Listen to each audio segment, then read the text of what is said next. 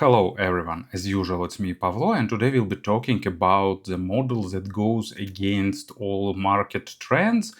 It's earphones made by Astrotec and the model named Archimedes.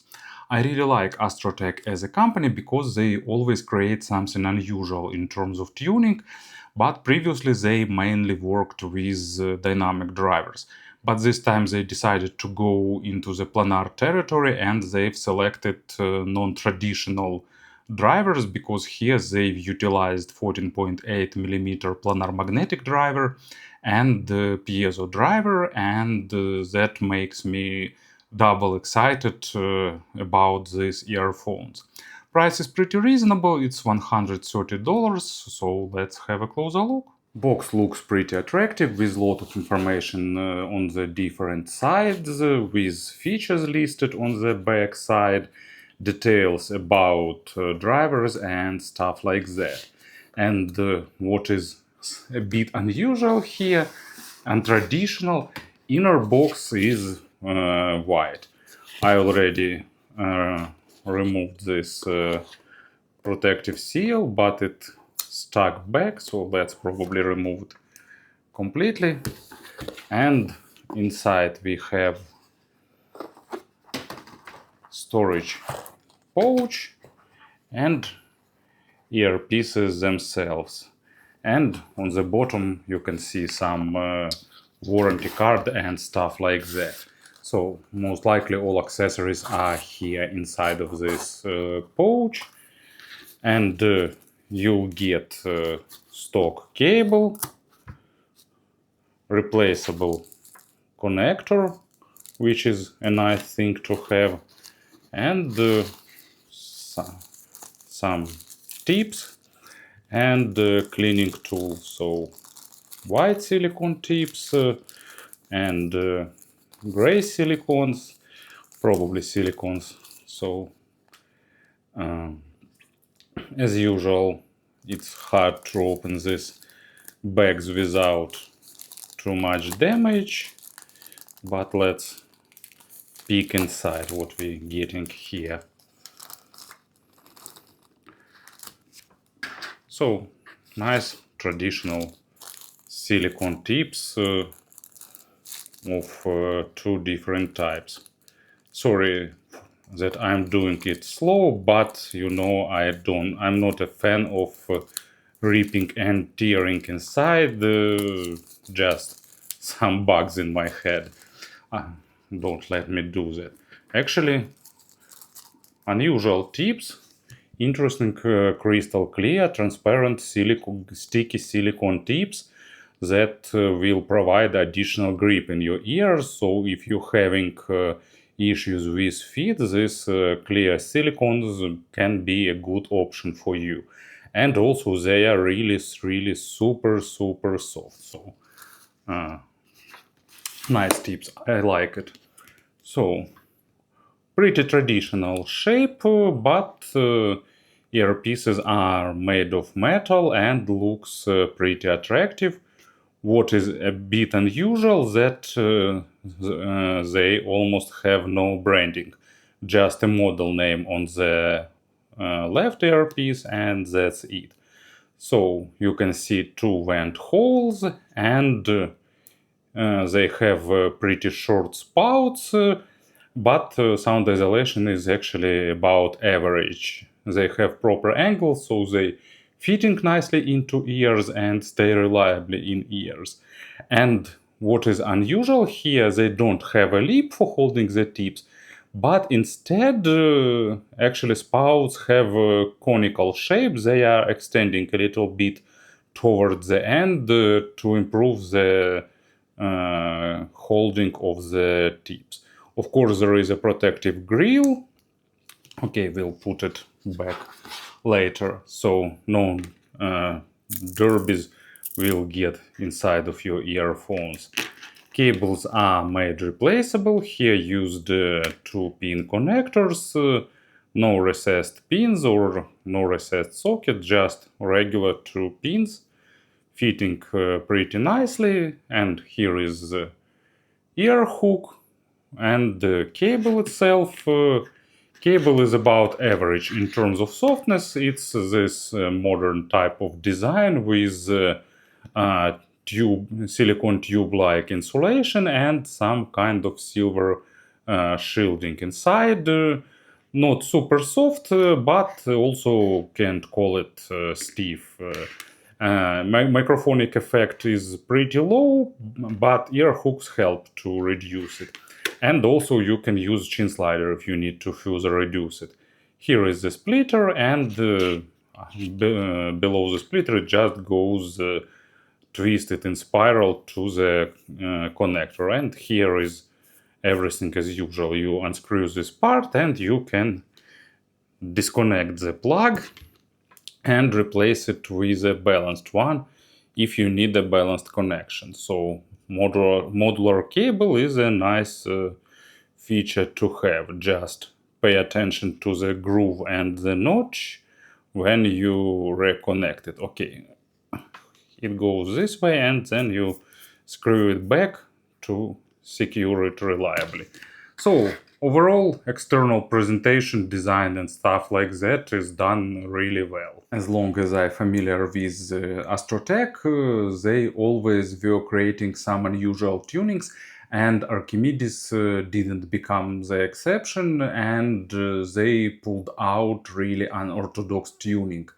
It doesn't follow any modern standards, like no Harman-like curve, no V-shaped signature, and at the same time they don't follow any trends like being too monitoring or super technical or opposite some kind of fine tuning or bass canon-like tuning, nothing like that. And even more surprising for me is that planar here not fully sound as a planar. Piezo driver actually does what I expect of piezo driver, but more on that later. Also, I must highlight the coherence here. They really managed to make these two different drivers working together and stitch them almost seamlessly. But let's talk about everything step by step. So bass goes to a good depth, but at the same time deeper bass is rolled off. It's not dominant, it's present, but definitely not forward. So bass here is slightly on the softer side. It's not trying to be super fast or super punchy, but at the same time detalization is kind of normal. Texture representation is average, but you getting a bit of nice additional warmth that gives body to the vocal and to some instruments that goes to the deeper areas of bass. And everything here is really dependent on the types of music. Because, for example, for some electronic bass heavy music, probably people prefer more firm bass. But for something relaxed with natural instruments, it will sound pretty pleasant and a bit vintage, but at the same time really engaging. So, first example, it's Invisible by Juno Reactor, and that's exactly the example where I prefer a bit more firm sound of low frequencies. But actually, with this track in particular, it's still pretty engaging and emotional. And thanks to the clarity of upper mids, you get this pleasant contrast. And Chris Jones, No Sanctuary here, actually that's example of a really pleasantly sounding track with really meaty bass and that meatiness, it's adding weight, but at the same time it doesn't sound overly warm or overly present. So thanks to these earphones, I understand for myself that I like sometimes big bass, but I like when it's not too punchy. And with this track, they actually sound really good. Lower part of mids has a bit of additional weight because of this type of bass representation, but not too much. It's actually benefit low male vocals, but at the same time it doesn't make mids sound overly weighty. Upper mids and middle and upper mids are pretty forward, but I won't call them too sharp, probably because planars are pretty technical. They are slightly focused on the small nuances and micro contrast, but not overly critical. But at the same time, they are not adding any dynamics or emotions, so what is present in the record you'll get. In terms of stage, they are pretty good in width and about average in depth. Depth layering is good, but compared to really nice width, probably I'm lacking depth a little bit. You won't get like some 3D holographic effect, but instrument positioning is pretty nice. I really like how they work with instrumental music, with female vocals, but in cases when they are properly recorded. So let's start with track that is not fitting to the signature of these earphones. It's Satyricon Phoenix. It's not a black metal, it's more type of modern avant-garde music. Of course, it has some elements of black, but not too much. Even vocal is not clean here, but of course, but far from being this black metal screaming. And actually, they lacking a bit of the definition and punch necessary to represent drums fully at the full speed, because they are pretty fast here.